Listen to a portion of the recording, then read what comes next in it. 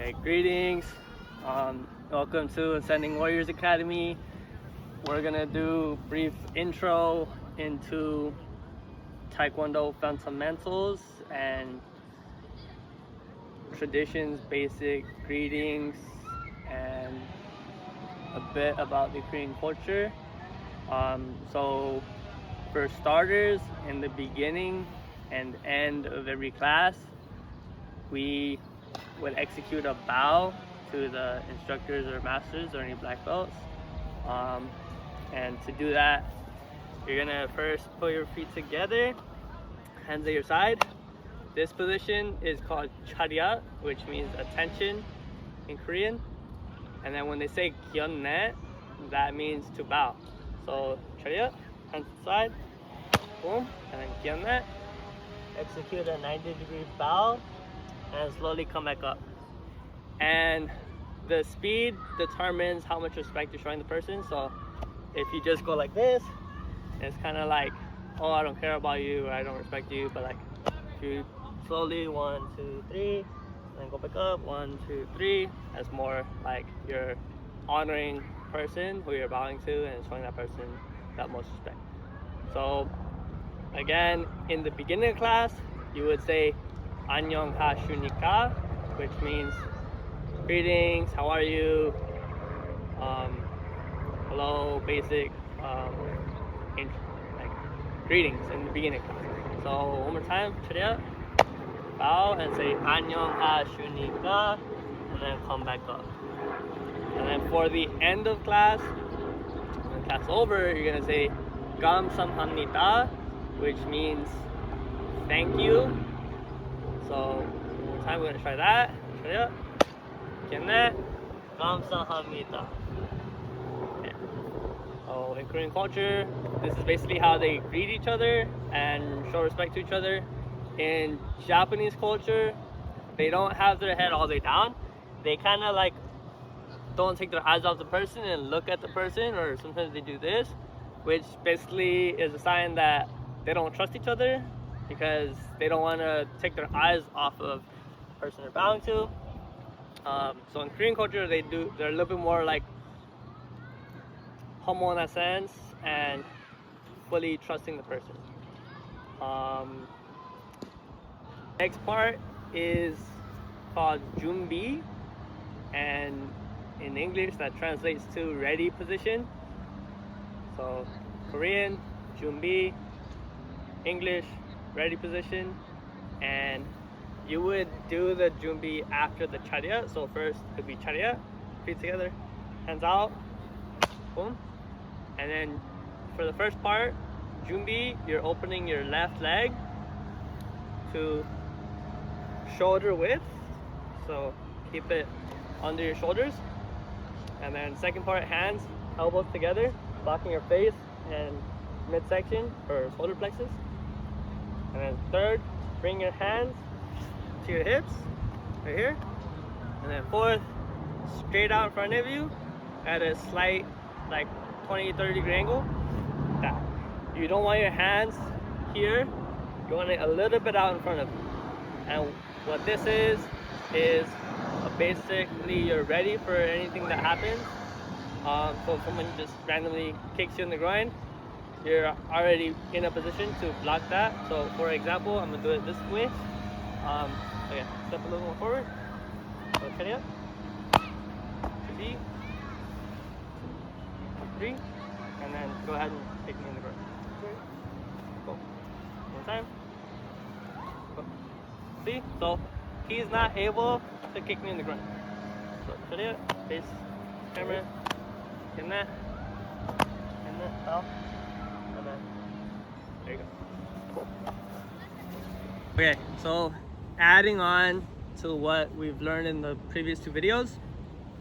So charia is attention, boom, look straight, and then 준비, left leg, step shoulder width, hands to your chin, elbows together.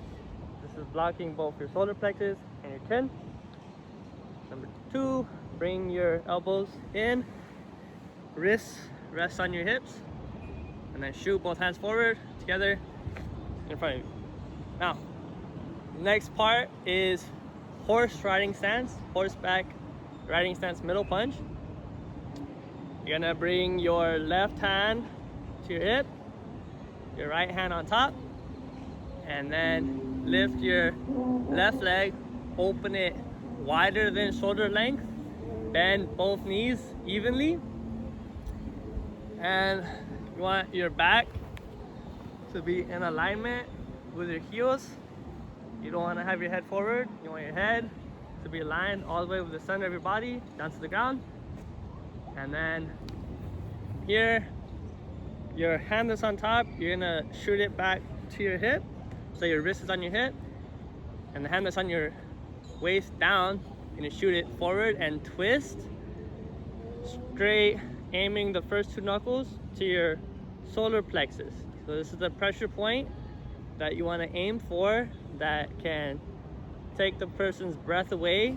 The other thing I forgot to mention is you want to have both feet facing forward, like 11, and then shoot forward.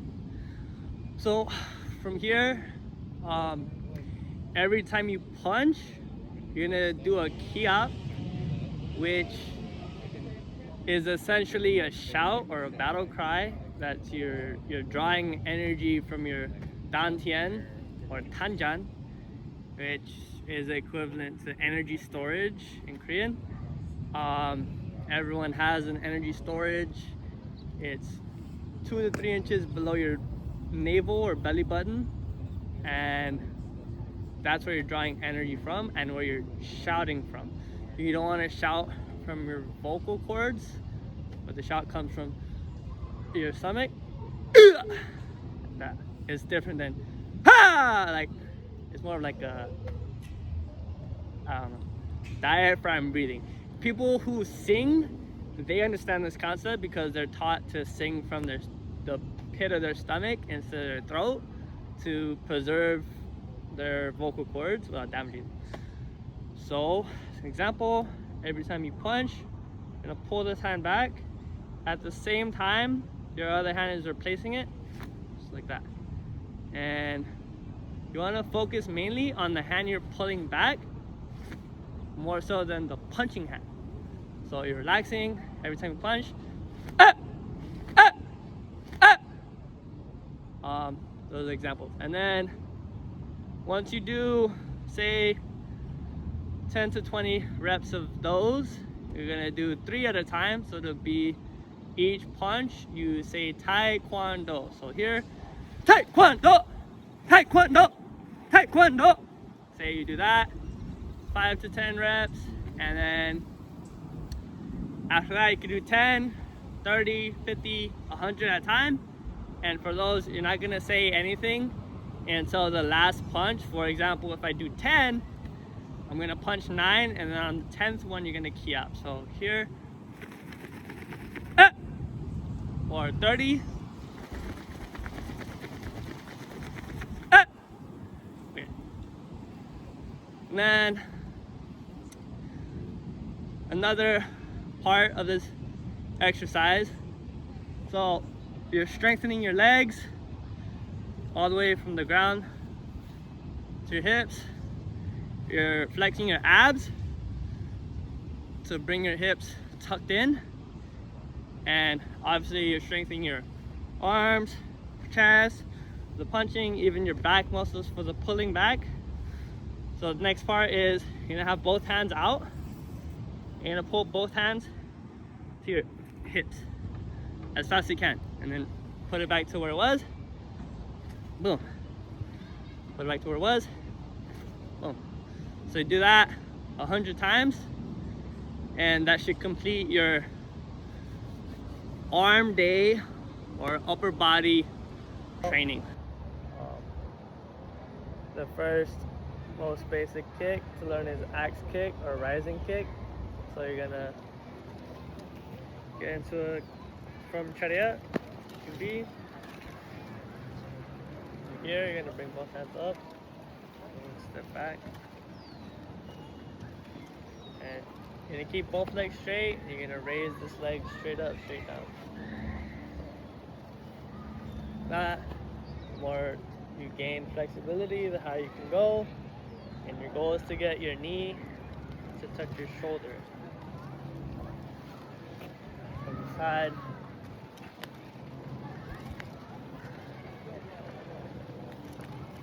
And you're striking with the heel from the bottom of your foot.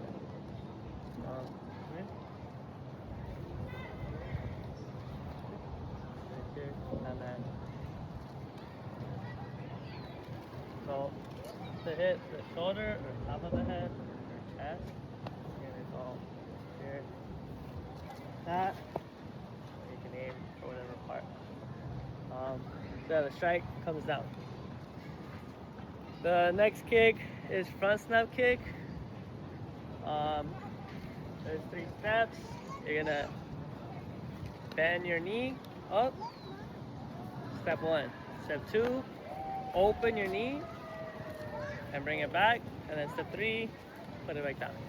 So it's gonna be like that, all in one motion. And put it back down. With this kick, you can only kick targets that are like this. So you're gonna kick like the groin or the chin. And that's front snap kick.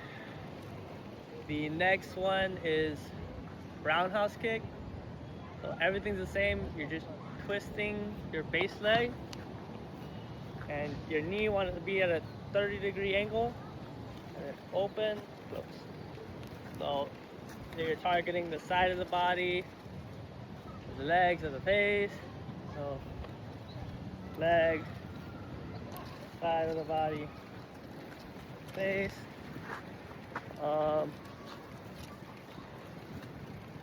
And the last one is jumping front snap kick. You can also do jumping roundhouse kick, but concept is you're throwing one knee up first, you're jumping, and then you're kicking off of the leg you're jumping. So here, that, and with the jumping roundhouse kick, same thing, just twist. So here,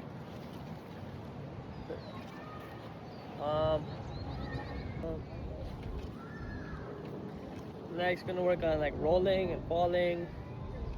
So for the rolling part, you're gonna have one knee down, one leg forward, the other hand forward.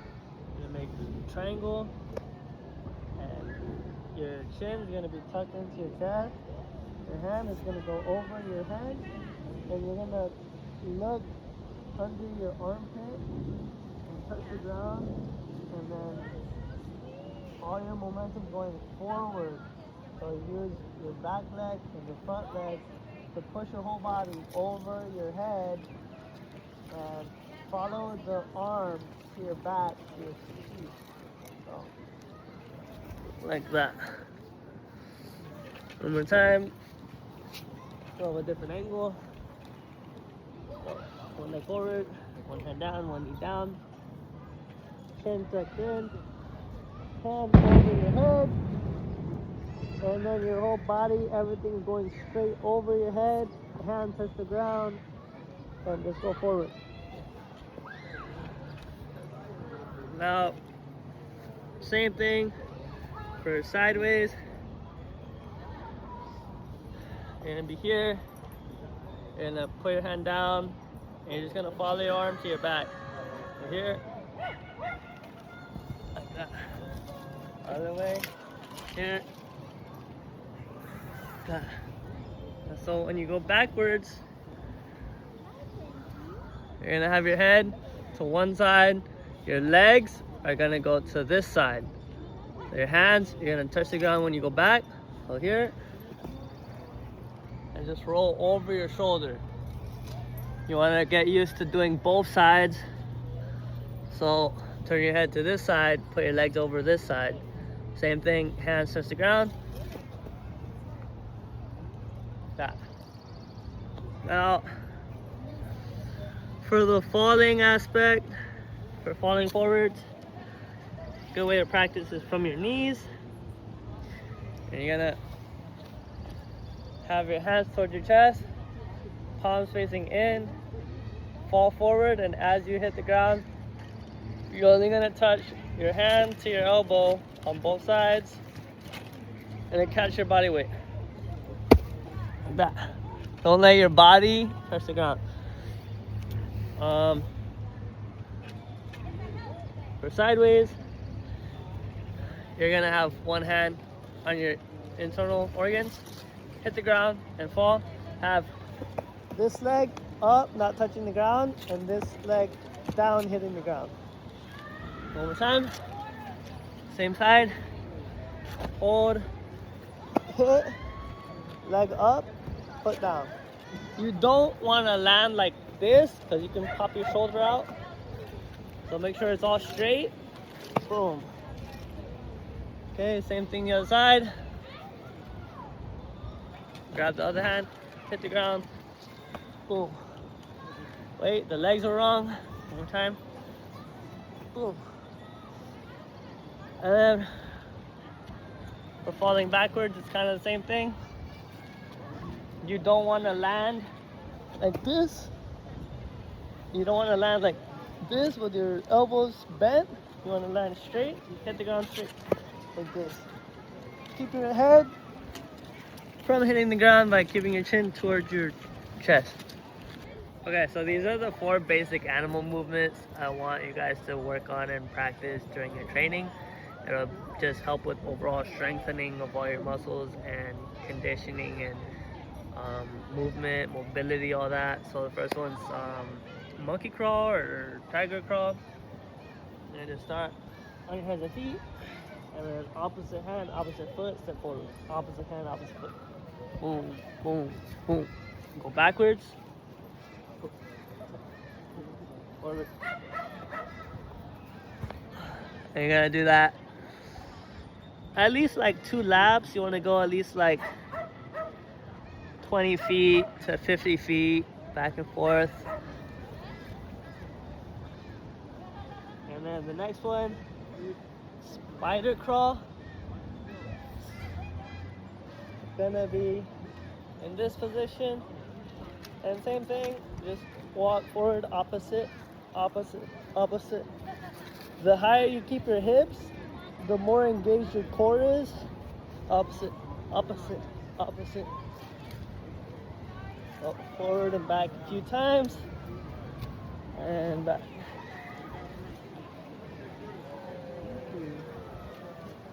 The next one is froggy jumps.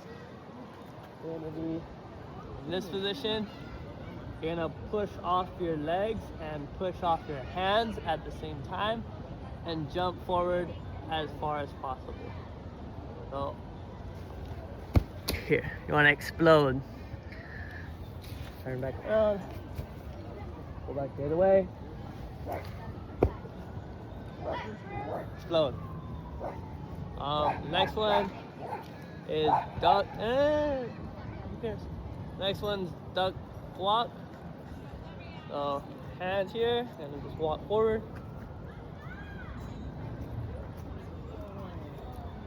Turn back around. Back. And then the next one is like bunny hops, or yeah, I guess bunny hops is the right term. So again, feet together, knees together, hands up, and just small hops forward.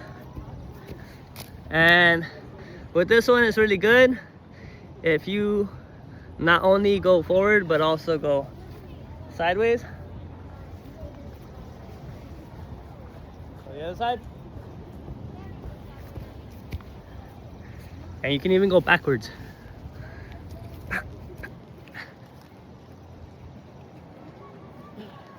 My advice is train 3 days a week. Arms one day, legs next day, core and other muscles the last day. 4 days rest. To gain the most benefits, you need at least 3 days consecutive of rest for your muscles to heal, recover, and rebuild from the workouts. So you're tearing your muscles. If you work out 6 days a week, you're tearing your muscles, not giving them enough chance to heal, rebuild, and repair. So when I stopped training 6 days a week and started training 3 days a week, I noticed more increase in recovery. I could train harder, and the muscles would rebuild and grow bigger faster. So throughout this course, you're going to learn really good functional training methods without weights that you can do at a park or at home, to target your full body's muscles, and your muscles are going to learn how to work together, which is the benefits of animal movements and martial art training in calisthenics. So we're combining martial arts, animal movements, and calisthenics to get a full body workout, and this is more beneficial than going to the gym and only doing one specific muscle at a time. If you're doing the bicep curls, you're only targeting bicep, not really targeting much of anything else. But with animal movements and horse riding stance and kicks and punches, you're incorporating all your muscle groups into one so that your body knows how to perform and function as a unit. And you're also training your individual smaller muscles that you use for balance and stability. Those muscles don't always get targeted when you're using bigger weights, because your body is too focused on using your bigger muscles to hold the weights. So this is my advice, this is what I recommend in my courses, and we will go from there.